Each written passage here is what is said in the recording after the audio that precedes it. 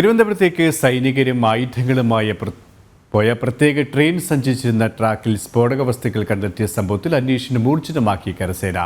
മധ്യപ്രദേശിലെ രത്ലം ജില്ലയിലെ റെയിൽവേ ട്രാക്കിലാണ് സ്ഫോടക വസ്തുക്കൾ കണ്ടെത്തിയത്. സംഭവത്തിന് പിന്നിൽ അട്ടിമറി ശ്രമമാണോ എന്ന് സംശയിക്കുന്ന സാഹചര്യത്തിലാണ് കരസേന അന്വേഷണം ആരംഭിച്ചത്. ഇക്കഴിഞ്ഞ 18-നാണ് മധ്യപ്രദേശിലെ രത്ലം ജില്ലയിൽ സബ്ഖാദ ഡോൺഗർഗാവ് സ്റ്റേഷനുകൾക്കിടയിൽ റെയിൽവേ ട്രാക്കിൽ സ്ഫോടക വസ്തുക്കൾ കണ്ടെത്തിയത്. ട്രാക്കിൽ 10 മീറ്ററിനിടയിൽ 10 സ്ഫോടക വസ്തുക്കളാണ് ലഭിച്ചത്. സൈനികരും ആയുധങ്ങളുമായി പ്രത്യേക ട്രെയിൻ ഇതുവഴി കടന്നുപോകാനിരിക്കവെയാണ് സ്ഫോടക വസ്തുക്കൾ കണ്ടെത്തിയത്. അട്ടിമറി സാധ്യത കണക്കിലെടുത്ത് സൈന്യം അന്വേഷണത്തിലേക്ക് കടന്നു. സിഗ്നൽമാൻ, ട്രാക്ക്മാൻ ഉൾപ്പെടെയുള്ള റെയിൽവേ ജീവനക്കാരെ ചോദ്യം ചെയ്യാൻ കസ്റ്റഡിയിൽ വിട്ടുതരണമെന്ന് കരസേന റെയിൽവേയോട് ആവശ്യപ്പെട്ടിട്ടുണ്ട്.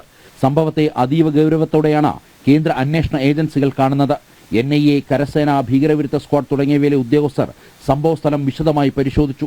ട്രെയിൻ അട്ടിമറി ശ്രമങ്ങൾ ആവർത്തിക്കുന്നതിന് പിന്നിൽ ആസൂത്രിത സ്വഭാവമുണ്ടോ എന്ന് അന്വേഷണ ഏജൻസികൾ സംശയിക്കുന്നുണ്ട്.